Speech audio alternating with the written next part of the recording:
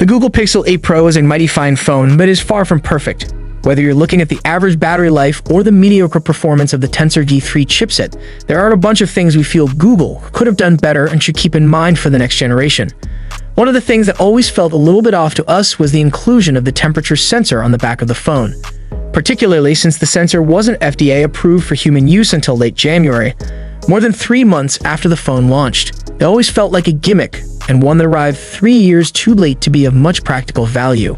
The question is whether Google will continue to offer the temperature sensor on future Pixel phones, including the Google Pixel 9 Pro that's due later this year. Should this niche feature stick around, or would Google be better off opting for a different feature? We think the latter, and there are 5 things the Pixel 9 Pro should have instead of a temperature sensor. But what if Google hadn't included the temperature sensor? Could Google have included something different that would enhance the phone in a different way? There aren't many phones out there that use LiDAR nowadays. In fact, the only major brand to actually bother with it is Apple. But it's not like Apple maintains exclusivity over the technology, and Android phones could take advantage of the tech for a great many things. All thanks to LiDAR's ability to detect objects around you and calculate the distance to them. LiDAR's most obvious use case is for AR experiences, allowing the phone to add virtual objects into a real-world environment. It could also be used to measure distances more accurately, speed up autofocus on the camera, scan 3D models, and even analyze and describe the world around you, which would be a significant accessibility upgrade. It's all pretty niche, granted, and LiDAR technology isn't cheap, but it has a lot more potential than a slow-acting temperature scanner.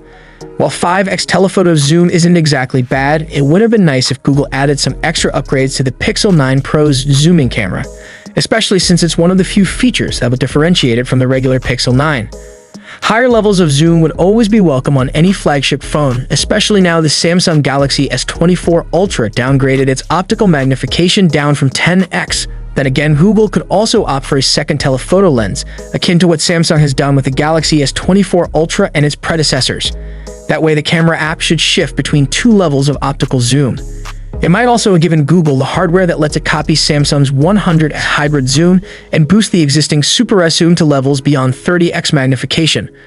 One of the worst things about the Pixel 8 Pro is the Tensor G3's performance is poor, spectacularly poor compared to the likes of Samsung and Apple, which have flown ahead in the benchmarks and performance tests over the past few years. The point of the Tensor series is to boost performance in other areas. So instead of generating high benchmarking scores, Pixel phones have extra resources for AI, photography, and security. But at the same time, I can't help but feel that Google Pixels are falling behind. Even if performance isn't the priority, it still feels like other phones are getting that boost hand in hand with efficiency upgrades. That, in turn, improves performance and battery life, another thing Google phones are historically terrible at. So when it comes to the Pixel 9 Pro, Google would do well to focus less on the gimmicks and more on things that actually matter. Typically, Google does offer some fantastic camera performance with a mix of strong software and hardware in each subsequent generation.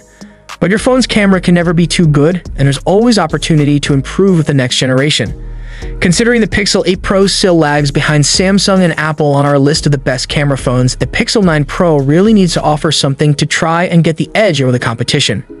That could be as simple as adding more megapixels to the camera, as Samsung has done. Or Google could dive a bit deeper and offer a larger camera sensor.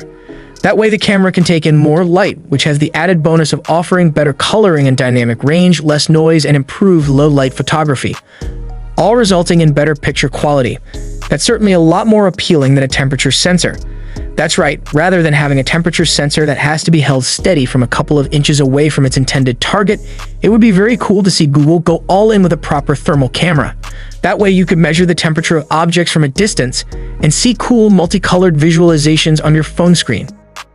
It wouldn't be the first time a smartphone was released with a built-in thermal camera, but Google could help bring the tech into the mainstream by adding it to the Pixel 9 Pro, and for a potentially cheaper price than a standalone thermal camera. Sure, the current temperature sensor was clearly added with human health in mind, and Google claims it's better than your typical forehead thermometer. That's definitely not the case with a thermal camera, but measuring temperature from a distance could prove to be a lot more useful. Whether you're looking for heat loss in your house, checking for potential dangers, or even making sure the sidewalk isn't too hot for your dog.